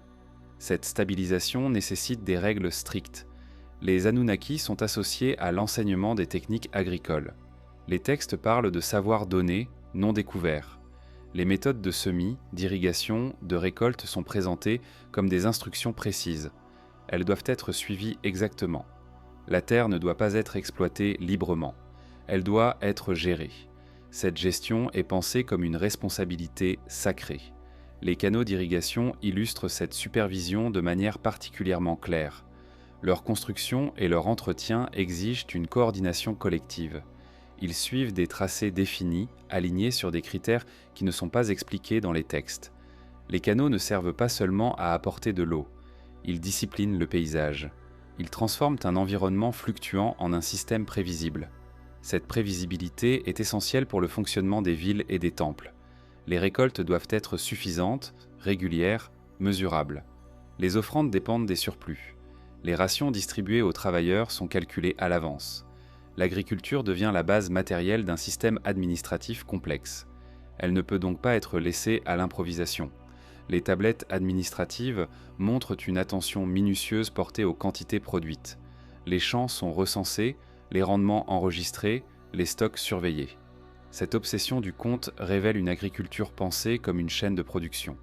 Chaque étape doit correspondre aux attentes. Un écart n'est pas seulement un échec agricole, il est un signe de déséquilibre. Les textes mythologiques renforcent cette vision en associant certains Anunnaki à la fertilité et aux récoltes. Mais cette fertilité n'est jamais décrite comme spontanée. Elle dépend du respect des rites, du calendrier, des gestes prescrits. La terre ne donne pas librement. Elle répond à une relation contractuelle implicite. Les hommes travaillent selon les règles. Les dieux assurent la continuité des cycles. Cette relation n'est pas égalitaire. Les hommes n'ont aucun moyen de négocier. Ils doivent interpréter les signes, corriger leurs pratiques, redoubler d'efforts en cas de mauvaise récolte. Les textes ne parlent pas de révolte agricole. Ils parlent de pénitence, de rituels supplémentaires, de purification. La réponse à l'échec n'est pas la remise en cause du système, mais son renforcement. Les saisons agricoles sont intégrées dans le calendrier sacré. Chaque étape correspond à un moment précis. Semer trop tôt ou trop tard est une faute. Récolter en dehors des périodes prescrites est dangereux. Le temps agricole est strictement aligné sur le temps cosmique. Cette synchronisation transforme le travail de la terre en une pratique rituelle. Les hommes qui travaillent les champs ne sont pas considérés comme des innovateurs. Leur savoir est pratique, transmis oralement, mais toujours subordonné aux règles fixées par les institutions. Les décisions importantes sont prises ailleurs, dans les temples, par ceux qui observent le ciel et interprètent les signes. Le cultivateur exécute. Il ne décide pas. Cette séparation entre décision et exécution est constante. Elle reflète la hiérarchie venue d'ailleurs. Ceux qui savent ne travaillent pas la terre. Ceux qui travaillent la terre ne savent pas pourquoi certaines règles existent. Cette asymétrie est présentée comme naturelle. Elle n'est jamais justifiée, mais elle structure toute l'organisation agricole. Les textes montrent que l'agriculture n'est pas seulement une activité humaine, elle est un lien direct avec les Anunnaki. Les récoltes sont offertes, partagées, consacrées. Une partie de la production est destinée au temple. Cette part n'est pas négociable, elle est due. Elle maintient le lien entre la terre et le ciel. Cette obligation transforme la relation des hommes à leur travail. Le fruit de l'effort ne leur appartient pas entièrement. Il circule. Il est redistribué selon des règles qui échappent à la sphère domestique. L'agriculture devient une activité collective, intégrée dans un réseau de dépendance. Le champ n'est plus un espace privé. Il est une unité dans un système plus vaste. À mesure que les générations passent, cette supervision devient invisible. Les hommes naissent dans un monde où les règles agricoles sont déjà là. Ils les apprennent sans en connaître l'origine. Les gestes se transmettent. Les rites se répètent. La présence des Anunnaki se manifeste surtout par l'exigence de conformité. Lorsqu'une récolte échoue, leur absence se fait sentir plus que leur présence. Les textes évoquent parfois des périodes de famine ou de crise. Ces moments ne sont pas décrits comme des accidents naturels. Ils sont interprétés comme des signes de désalignement. Les réponses consistent à rétablir l'ordre par des rituels, des sacrifices, des ajustements calendaires. L'agriculture devient un indicateur de la relation entre les hommes et l'ordre céleste. Cette conception confère à la Terre une dimension ambiguë. Elle est à la fois nourricière et exigeante. Elle donne, mais seulement si les règles sont respectées. Elle devient un espace de surveillance mutuelle. Les hommes surveillant la Terre, les institutions surveillant les hommes. Les dieux, silencieux, sont supposés surveiller l'ensemble. Cette surveillance constante limite la possibilité de changement. L'agriculture sumérienne évolue lentement. Les innovations sont rares et intégrées avec prudence. Le système privilégie la répétition à l'expérimentation. Ce qui a fonctionné hier doit fonctionner demain. Le risque est minimisé, mais au prix d'une rigidité croissante. Cette rigidité n'est pas perçue comme une contrainte insupportable. Elle est intégrée dans la vision du monde. Les hommes acceptent que leur survie dépende du respect de règles anciennes. Ils vivent dans un équilibre précaire mais stable. L'agriculture, sous supervision, devient le pilier silencieux de la civilisation. Mais cette stabilité repose sur un savoir détenu par peu de personnes. Les interprétations du temps, des signes, des cycles agricoles sont concentrées dans les temples. Le savoir devient un pouvoir. Et comme tout pouvoir, il suscite des limites, des interdits, des silences. Les textes laissent entrevoir que certaines connaissances ne doivent pas être diffusées. Certaines explications restent volontairement absentes. Cette rétention du savoir ouvre une autre dimension du système. Si l'agriculture est encadrée, si le temps est contrôlé, si le langage est surveillé, alors la transmission du savoir lui-même devient un enjeu central. Qui sait quoi et jusqu'où? Les tablettes suggèrent que tout ne doit pas être su, et que certains savoirs, une fois transmis, pourraient menacer l'équilibre même que les Anunnaki ont instauré. Dans les textes sumériens, le savoir n'est jamais neutre. Il n'est pas présenté comme une accumulation libre d'expérience ou comme une quête naturelle de compréhension. Il apparaît comme une substance sensible, puissante, dont la circulation doit être surveillée. Certains savoirs sont transmis, d'autres retenus. Cette distinction n'est pas toujours explicitée, mais elle structure profondément la culture écrite et rituelle. Les tablettes montrent que l'apprentissage est strictement encadré. Devenir scribe, prêtre ou interprète des signes n'est pas un droit universel. C'est une fonction réservée à ceux qui ont été sélectionnés, formés, éprouvés. Le savoir ne circule pas horizontalement. Il descend selon des lignes précises, contrôlées. Cette verticalité reflète la hiérarchie venue d'ailleurs, transposée dans le domaine intellectuel. Les listes lexicales, les manuels d'augure, les tablettes astronomiques ne sont pas destinés à être compris par tous. Leur langage est technique, parfois volontairement opaque. Les signes sont condensés, les références implicites. Comprendre exige une initiation préalable. Cette difficulté n'est pas accidentelle. Elle protège le savoir de toute appropriation incontrôlée. Les textes mythologiques suggèrent que cette retenue n'est pas seulement humaine, elle est imposée par les Anunnaki eux-mêmes. Certains récits évoquent des savoirs dangereux, capables de bouleverser l'ordre s'ils sont mal employés. Ces savoirs ne concernent pas seulement les techniques, mais la compréhension des mécanismes profonds du monde. Connaître les règles n'est pas équivalent à comprendre leur origine. Cette distinction est essentielle. Les hommes sont autorisés à appliquer, à répéter, à maintenir. Ils ne sont pas encouragés à questionner. Le savoir transmis est suffisant pour faire fonctionner le système, mais insuffisant pour le transformer.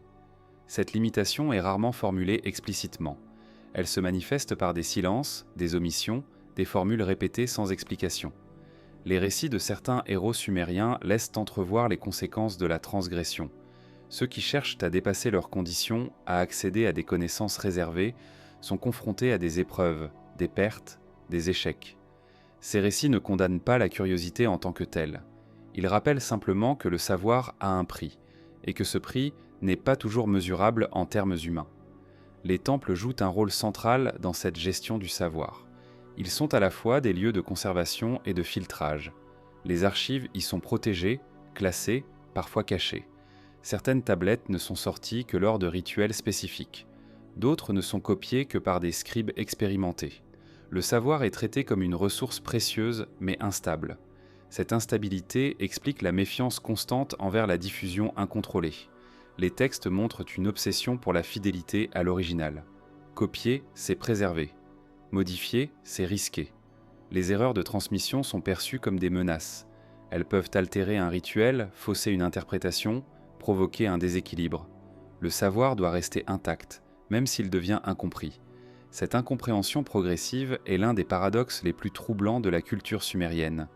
Les hommes continuent de transmettre des formules, des gestes, des règles, sans toujours en saisir le sens profond. Le savoir devient rituel. Il fonctionne par répétition plutôt que par compréhension. Cette ritualisation garantit la stabilité, mais elle éloigne l'humanité de l'intention initiale. Les Anunnaki, dans les récits, semblent conscients de ce risque. Leur retrait progressif du monde humain s'accompagne d'une multiplication des interdits. Certaines connaissances sont explicitement réservées aux dieux, d'autres sont fragmentées, réparties entre différents domaines, de sorte qu'aucun humain ne puisse les réunir entièrement. Le savoir est dispersé pour être rendu inoffensif. Cette dispersion se manifeste dans la spécialisation extrême des fonctions. L'astronome observe le ciel mais ne décide pas. Le prêtre accomplit les rites mais ne comprend pas toujours leur fondement. Le scribe écrit, mais n'interprète pas. Chacun détient une partie du savoir, jamais l'ensemble. Cette fragmentation empêche toute vision globale. Les textes ne présentent jamais cette fragmentation comme une injustice. Elle est décrite comme une nécessité. Un savoir total serait dangereux. Il pourrait permettre à l'homme de s'émanciper de l'ordre établi, de modifier les règles, de perturber l'équilibre. Le système repose sur une asymétrie cognitive autant que sur une hiérarchie sociale.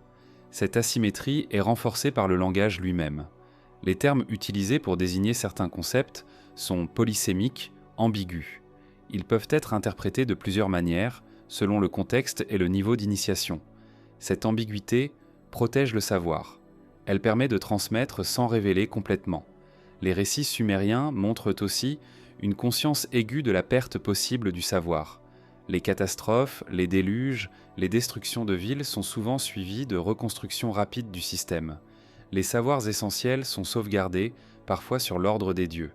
Cette sauvegarde n'est pas motivée par un souci humaniste. Elle vise à préserver le fonctionnement du monde. Cette préservation sélective implique des choix. Tout n'est pas sauvé. Certains récits, certaines expériences, certaines compréhensions disparaissent. Ce qui est conservé, c'est ce qui est jugé indispensable. Le savoir devient un héritage filtré, épuré, amputé de ses éléments les plus perturbateurs.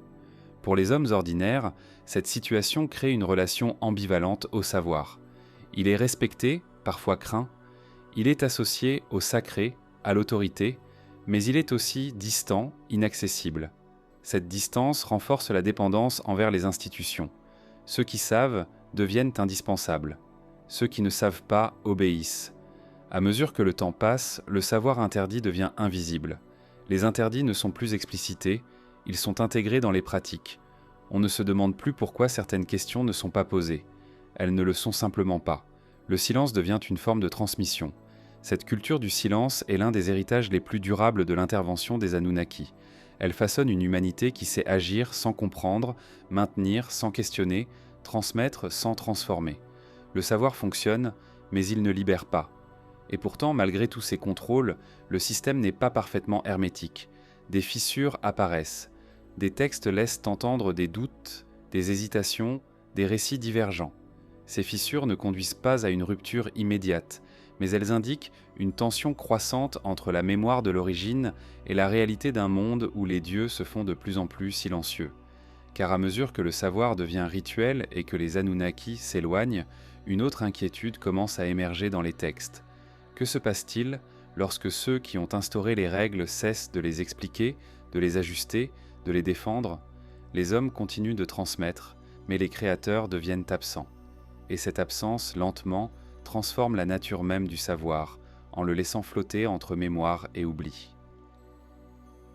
À mesure que les textes avancent dans le temps, une transformation subtile mais persistante se fait sentir.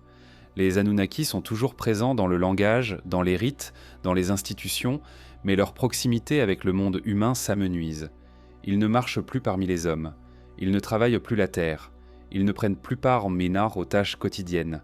Leur présence devient indirecte, médiée, presque abstraite.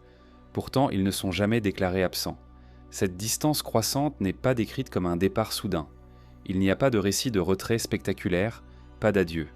Les dieux cessent simplement d'intervenir de manière visible. Leur action se déplace vers des niveaux plus subtils. Ils deviennent des principes organisateurs plutôt que des acteurs directs. Le monde continue de fonctionner selon leurs règles, même lorsqu'ils ne sont plus observés. Les textes sumériens montrent que cette évolution est acceptée sans résistance apparente. Les hommes ne réclament pas le retour des dieux. Ils adaptent leurs pratiques. Les rituels se multiplient, comme pour compenser l'absence de réponse directe. Les prières deviennent plus codifiées, plus formelles. On ne s'adresse plus à une présence familière, mais à une autorité distante. Les temples jouent un rôle essentiel dans cette transition. Ils deviennent des lieux de substitution. Là où les Anunnaki n'apparaissent plus, leurs images, leurs symboles, leurs noms prennent le relais. Les statues ne sont pas de simples représentations. Elles sont traitées comme des points de contact. On les nourrit, on les lave, on les habille. Ces gestes ne sont pas symboliques au sens moderne. Ils visent à maintenir une présence là où le contact direct s'est rompu. Cette ritualisation accrue révèle une inquiétude silencieuse. Si les dieux ne sont plus visibles, il faut s'assurer qu'ils n'ont pas disparu. Les rites deviennent des confirmations régulières de leur existence. Chaque offrande, chaque formule répétée affirme que l'ordre est toujours valide. Le silence divin n'est pas interprété comme une absence, mais comme une distance nécessaire. Les textes suggèrent que cette distance est intentionnelle. Les Anunnaki ne se retirent pas par des intérêts. Ils semblent avoir atteint un point où leur intervention directe n'est plus requise. Le système fonctionne. Les hommes maintiennent les villes, cultivent les champs, observent le temps. Les dieux deviennent des garants plutôt que des gestionnaires. Cette transformation modifie la nature de la foi. Elle n'est plus fondée sur l'expérience directe, mais sur la mémoire et la répétition. Croire, ce n'est pas voir. C'est maintenir des gestes anciens, respecter des règles héritées, même lorsque leur origine n'est plus évidente. La foi devient un acte de continuité. Les récits mythologiques reflètent cette évolution en changeant de ton. Les dieux y apparaissent moins fréquemment, et lorsqu'ils le font, c'est souvent dans des contextes extraordinaires. Les interventions deviennent rares, ponctuelles, presque exceptionnelles. Leur rareté leur confère un poids accru. Chaque apparition est interprétée comme un rappel, non comme une présence constante. Cette rareté s'accompagne d'une formalisation accrue des lois et des institutions. Lorsque les dieux ne parlent plus directement, leurs décisions passées doivent être conservées avec précision. Les textes juridiques, les codes, les listes deviennent des substituts de paroles divines. Ils fixent ce qui ne peut plus être négocié. Le droit devient une mémoire figée. Les hommes chargés d'interpréter cette mémoire acquièrent un pouvoir considérable. Les prêtres, les scribes, les devins deviennent les gardiens d'un savoir ancien. Leur autorité repose sur leur capacité à relier le présent à un passé sacré. Ils ne prétendent pas créer de nouvelles règles. Ils affirment simplement rappeler les anciennes. Cette affirmation est rarement contestée. La distance des dieux rend toute vérification impossible. Les hommes doivent faire confiance aux institutions qui prétendent parler en leur nom. Cette situation renforce la stabilité du système, mais elle introduit aussi une vulnérabilité. Si l'interprétation se trompe, l'erreur peut se propager sans correction divine directe. Les textes montrent une conscience diffuse de ce risque. Les présages sont observés avec une attention accrue. Les anomalies sont scrutées. Le moindre signe inhabituel est interprété comme un message. Dans un monde où les dieux ne parlent plus clairement, tout peut devenir une parole indirecte. Le ciel, la terre, le temps sont chargés de signification. Cette surcharge interprétative transforme la relation au réel. Les événements ne sont plus évalués pour eux-mêmes, mais pour ce qu'ils pourraient signifier. Une maladie n'est pas seulement une maladie.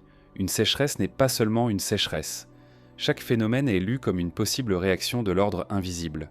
Le monde devient un texte à déchiffrer. Les Anunnaki, dans ce contexte, deviennent des absents omniprésents. Ils ne sont plus vus, mais ils sont partout supposés. Leur retrait renforce paradoxalement leur autorité. Ce qui n'est pas visible ne peut pas être contredit. Leur silence devient une forme de pouvoir. Les récits sumériens ne présentent jamais ce silence comme une rupture définitive. Les dieux peuvent encore intervenir, mais ils choisissent de ne pas le faire la plupart du temps. Cette retenue suggère une confiance dans le système qu'ils ont instauré. Les hommes sont désormais capables de maintenir l'ordre sans supervision constante. Mais cette confiance n'est pas sans limite. Les mythes évoquent des moments où l'ordre est menacé, où les dieux envisagent une intervention drastique. Ces récits servent d'avertissement. Ils rappellent que l'absence n'est pas un abandon. Elle peut prendre fin à tout moment. À mesure que cette dynamique s'installe, la frontière entre présence et absence devient floue. Les Anunnaki sont absents physiquement, mais présents dans les règles, les gestes, les calendriers. Leur influence est diffuse, intégrée, presque invisible. Le monde fonctionne selon leur empreinte. Cette empreinte façonne la manière dont les hommes envisagent l'avenir. Le changement est possible, mais seulement dans les cadres hérités. L'inconnu est perçu avec méfiance. Ce qui n'a pas été prévu par l'ordre ancien est suspect. L'innovation devient risquée dans un monde régi par des règles dont les créateurs ne sont plus là pour les ajuster. Cette situation crée une tension silencieuse. Le monde continue, mais il repose sur une autorité lointaine, silencieuse, peut-être indifférente. Les hommes maintiennent un système dont ils ne connaissent plus les intentions. Ils obéissent à des règles sans interlocuteur direct. Cette obéissance sans réponse ouvre un espace d'incertitude. Les textes commencent à évoquer des serments, des pactes, des engagements faits non plus à des dieux présents, mais à des entités invisibles, liées au ciel, aux étoiles, à des ordres qui dépassent même les figures divines traditionnelles. Et dans cette extension du sacré, une nouvelle forme de relation commence à se dessiner, reliant l'humanité non plus seulement aux dieux, mais à un cosmos plus vaste, silencieux et profondément indifférent. Lorsque la présence directe des Anunnaki s'estompe, les textes sumériens ne décrivent pas un vide spirituel. Au contraire, ils révèlent un déplacement de l'attention. Le regard humain, autrefois tourné vers des dieux visibles et actifs, se lève désormais vers le ciel lui-même. Les étoiles, déjà observées pour mesurer le temps, deviennent progressivement des témoins, des garantes silencieuses de l'ordre. Le serment ne se fait plus seulement devant une divinité personnifiée, mais devant le ciel immuable. Ce glissement n'est jamais formulé comme une rupture. Il s'inscrit dans une continuité. Les étoiles ont toujours été là, intégrées au système. Elles marquaient les cycles, rythmaient les saisons, signalaient les moments favorables. Mais à mesure que les dieux se retirent, leur rôle change subtilement. Elles cessent d'être seulement des indicateurs pour devenir des références ultimes. Leur régularité inspire une forme de confiance froide, presque impersonnelle. Les textes évoquent des serments prêtés sous le regard du ciel. Ces serments ne sont pas émotionnels, ils sont contractuels. Jurer par les étoiles, c'est invoquer quelque chose qui ne change pas, qui ne répond pas, qui ne se laisse pas influencer. Cette absence de réponse est précisément ce qui confère au serment sa force. Le ciel ne pardonne pas, ne négocie pas. Il observe. Les rois, les prêtres et les administrateurs utilisent de plus en plus cette référence cosmique pour asseoir leur autorité. Les décisions importantes sont alignées sur des configurations célestes. Les engagements sont validés par des observations astronomiques. Le ciel devient une instance de validation, remplaçant peu à peu la parole divine directe. Cette substitution est acceptée sans débat apparent. Les tablettes montrent que cette relation au ciel est méthodique. Les étoiles ne sont pas vénérées de manière émotionnelle. Elles sont cataloguées, nommées, suivies. Chaque étoile importante est associée à une fonction, à un domaine, à un effet. Cette cartographie céleste reflète la hiérarchie venue d'ailleurs. Le ciel est organisé comme le monde terrestre, avec ses zones, ses responsabilités, ses limites. Cette organisation renforce l'idée que l'ordre ne dépend plus de la volonté changeante de figures divines, mais d'une structure plus vaste, plus stable. Les Anunnaki semblent avoir inscrit leur autorité dans le ciel lui-même. En se retirant, ils laissent derrière eux un système qui continue de fonctionner sans eux. Les étoiles deviennent les gardiennes muettes de cet héritage. Les serments faits aux étoiles sont irrévocables. Les textes suggèrent que rompre un tel serment entraîne des conséquences graves, souvent différées. La punition n'est pas immédiate. Elle survient plus tard, parfois sur une autre génération. Cette temporalité étendue renforce le caractère inexorable du ciel. Il n'agit pas dans l'urgence, il agit dans la durée. Cette durée transforme la perception de la responsabilité humaine. Les actes ne sont plus jugés uniquement dans le présent.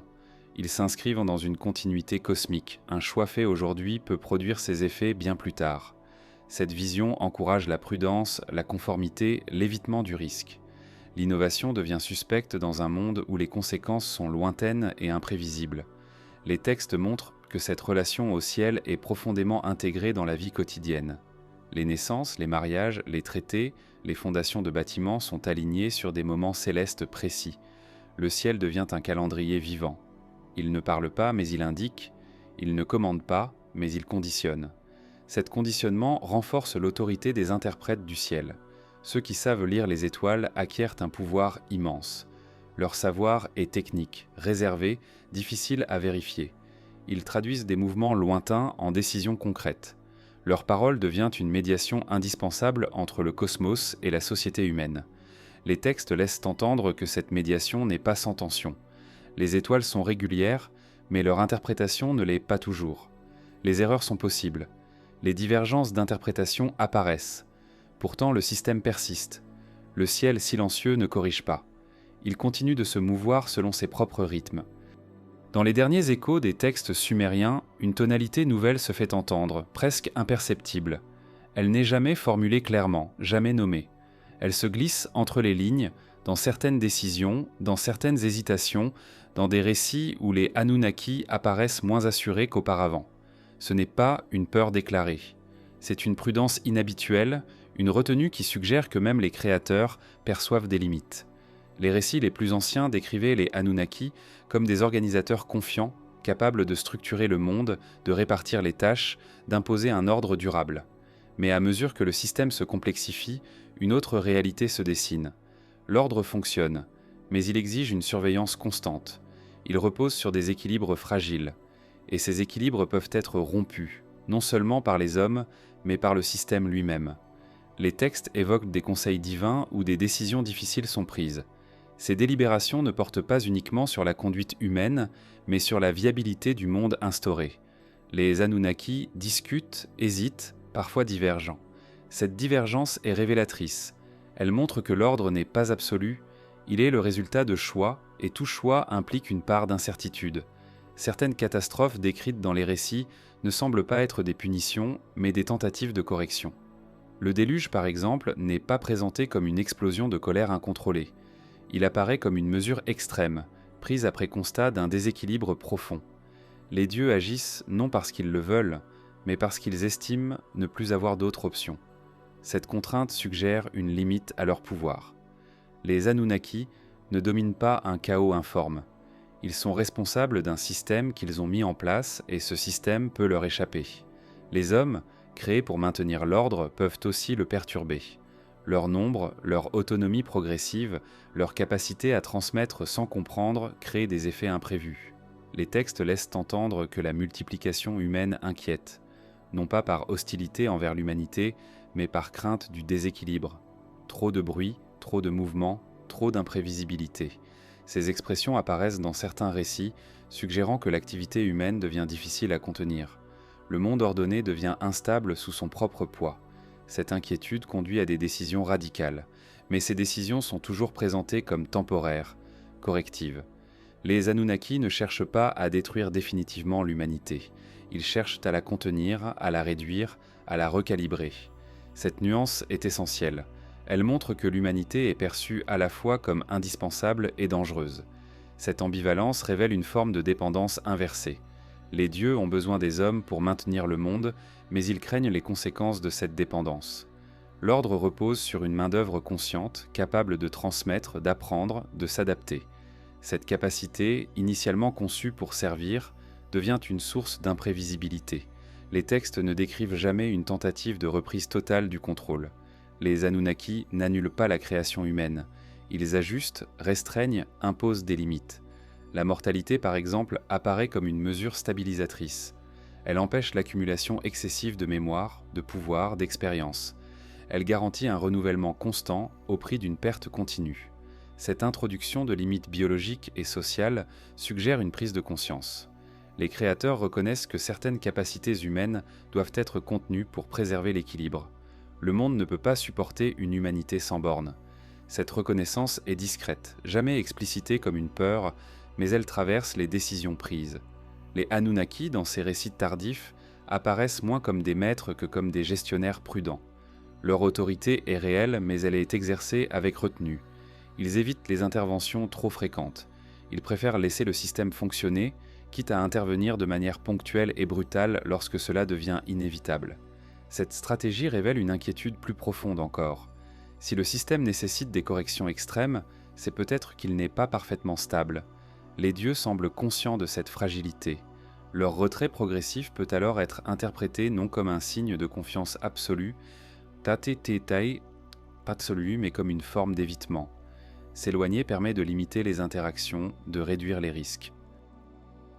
Les textes ne disent jamais ce que les Anunnaki craignent réellement. Ils n'énoncent pas de menaces extérieures claires, mais leur attention constante portée à l'équilibre, à la mesure, à la limitation suggère une conscience aiguë de force qui les dépasse. Le cosmos, dont ils ont utilisé les cycles pour structurer le monde, n'est pas sous leur contrôle total. Cette idée est peut-être la plus troublante. Les Anunnaki ne sont pas présentés comme les maîtres ultimes de l'univers, mais comme des acteurs inscrits dans un ordre plus vaste. Ils observent le ciel, respectent les cycles, prêtent attention aux alignements. Ils ne créent pas le cosmos, ils l'utilisent. Et ce cosmos impose ses propres contraintes. Si tel est le cas, alors la peur discrète des créateurs ne concerne pas seulement l'humanité. Elle concerne leur propre place dans un système plus grand.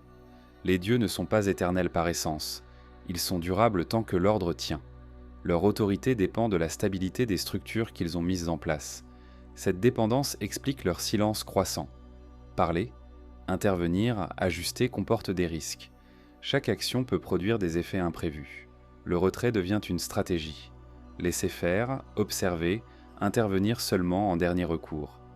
Cette attitude confère aux Anunnaki une dimension presque administrative, éloignée des figures mythologiques flamboyantes. Pour les hommes, cette peur invisible n'est jamais formulée. Ils continuent d'obéir, de travailler, de transmettre. Ils vivent dans un monde stable, sans savoir que cette stabilité repose sur des choix prudents, parfois anxieux, de ceux qui l'ont conçu. Le silence des dieux est interprété comme une absence, non comme une hésitation.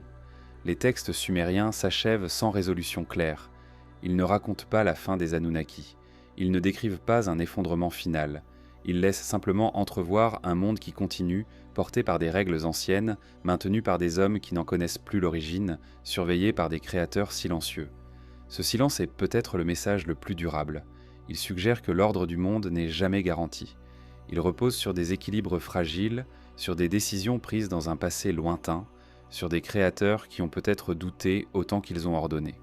Et dans ce doute non exprimé se cache une dernière interrogation, laissée ouverte par les tablettes elles-mêmes. Si même ceux qui ont façonné le monde ont connu la prudence et l'inquiétude, alors que devient un système lorsque ses créateurs cessent non seulement d'agir, mais d'observer ?